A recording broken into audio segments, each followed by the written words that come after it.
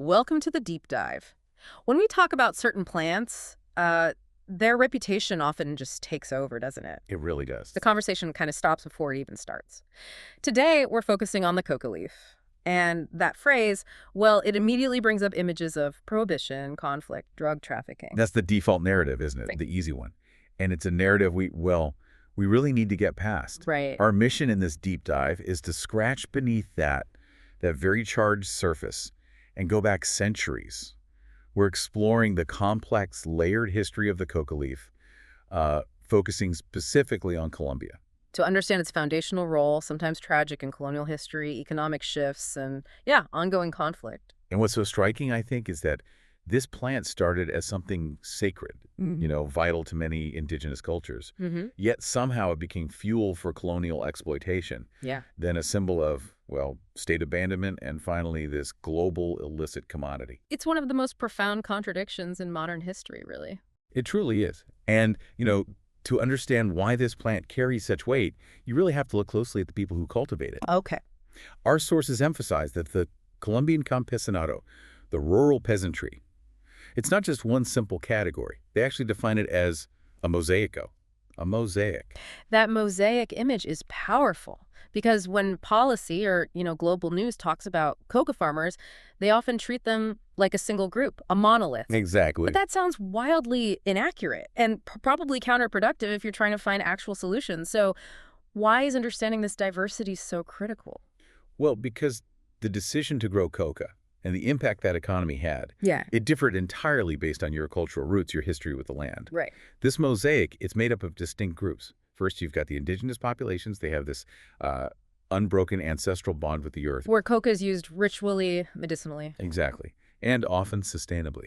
Then you have the Afro-descendant populations. Yeah. People brought by force, who then developed their own really sophisticated agricultural knowledge. And use the land not just for subsistence, but also as a space for resistance for cultural autonomy, Yes, right? precisely. And finally, you have the vast mestizo and Creole populations, those who emerged from centuries of cultural and biological mixing. So the takeaway is, The key takeaway is this.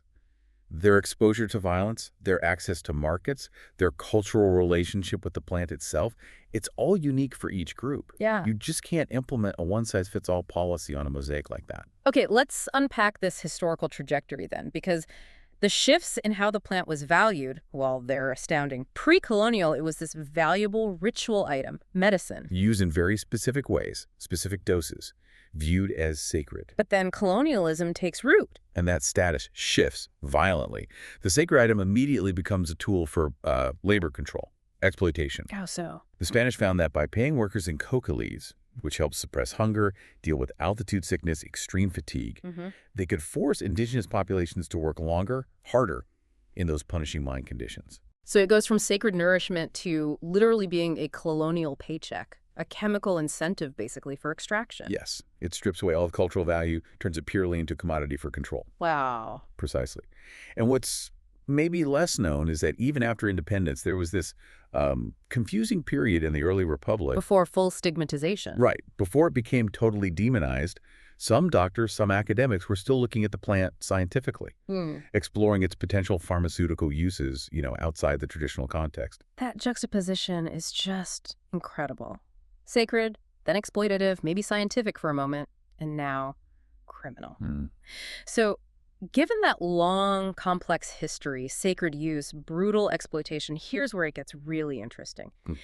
How did this ancient localized plant suddenly scale up? How did it become this massive illicit cash crop defining entire regions? Well, this transformation was really driven by a combination of, let's say, economic failure and institutional neglect. For many campesinos, growing coca became a desperate survival mechanism, an escape crop, as some sources call it. An escape crop. Yeah. It wasn't really a choice for prosperity. It was often the absolute last resort against total collapse. Survival against what specifically? What were the pressures? The pressures were systemic.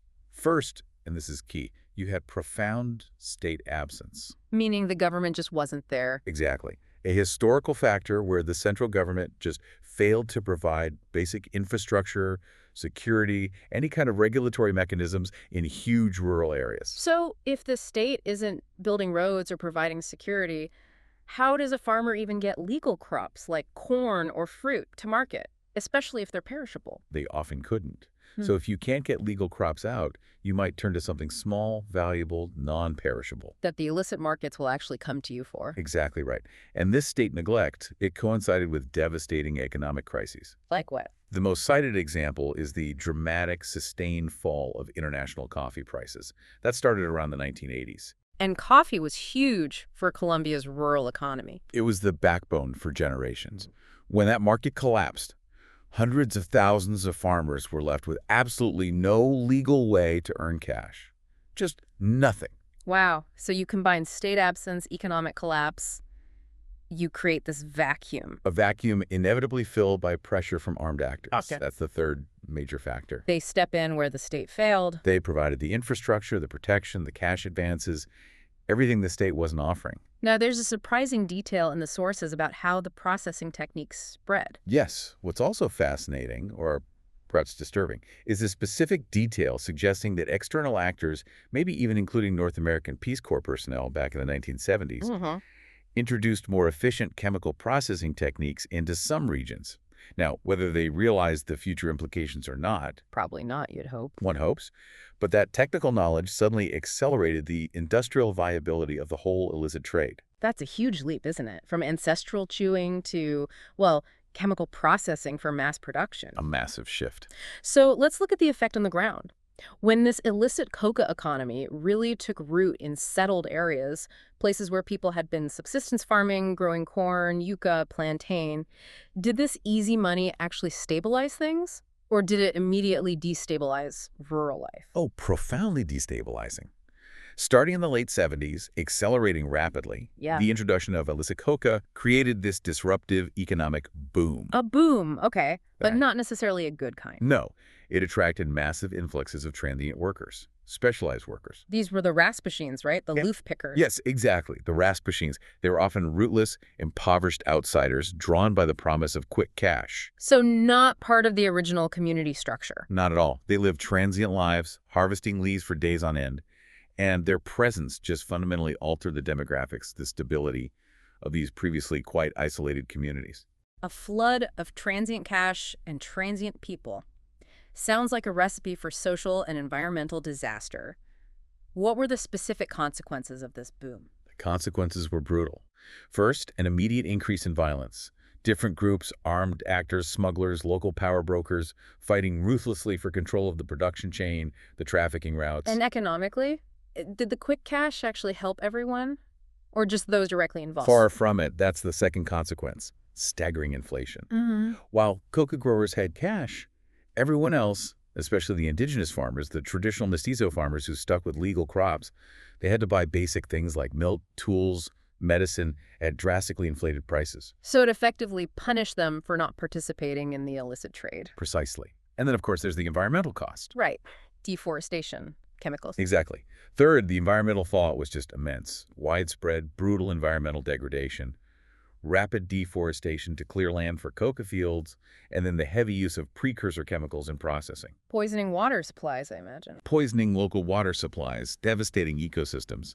And finally, the social fabric itself seemed to just disintegrate. That sounds like the worst part. Fourth, and perhaps most tragically, was this profound social collapse. The traditional structures of communal life, cooperation, mutual support, cultural norms, they were rapidly replaced by the pursuit of quick cash. And what did that lead to? A breakdown of local culture, a rise in things like prostitution, a general loss of those communal ties that had anchored rural life for generations. It was devastating. That's immense. A single leaf absorbing and reflecting centuries of human struggle, exploitation, devastating choices made under intense pressure. It really is. What's fascinating here is how contemporary art tries to grapple with this, tries to compress these overwhelming complexities into maybe a single understandable image. Yes, it forces the viewer to confront these contradictions head on. And there's one piece, Custodia by Sierra-Enciso, that does this incredibly well. It's a work that just demands critical thinking about history, about morality. Describe the physical piece for us so our listeners can get a sense of it. Okay, so the artist uses actual real coca leaves. They're carefully layered, adhered together, and alongside that there's a simulation of gold leaf. Okay, coca leaves and gold.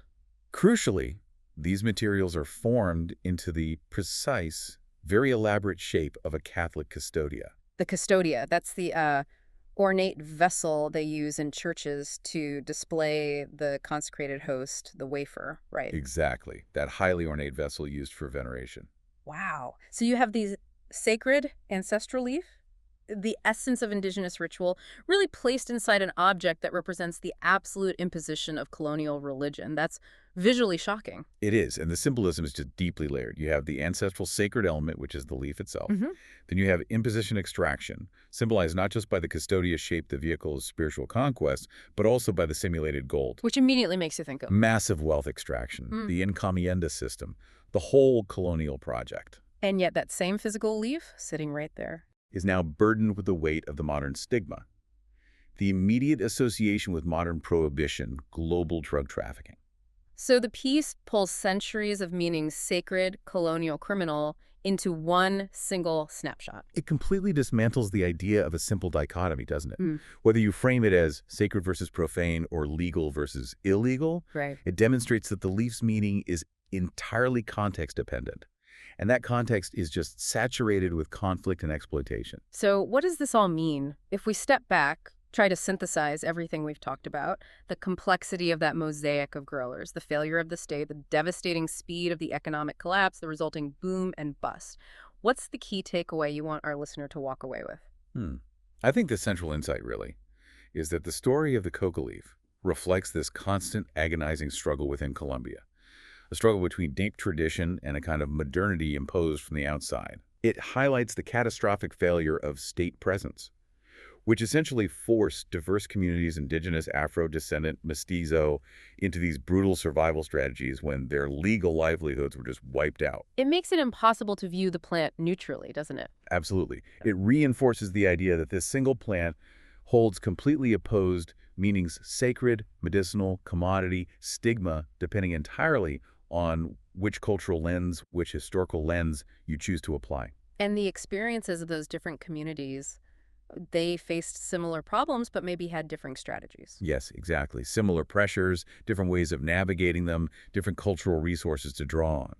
And perhaps the resilience shown by these communities, even while navigating just tremendous violence and neglect, that's the only thread that truly ties this whole complex history together. Resilience. So tying all this history and complexity together, the plant remains this potent symbol of survival, of resistance, even today. Which leaves us, and you the listener, with a really important question to mull over long after this deep dive is over. Okay, what's the question? Given the leaf's deep ancestral value, its medicinal potential, and given the state failures that were so central to its criminalization, could it actually be possible to imagine other ways to re-signify the coca leaf? Mm. Can Colombia, can the world recognize its inherent value beyond the violent economic and political dynamics that currently define it globally? Is there another future for this ancient plant?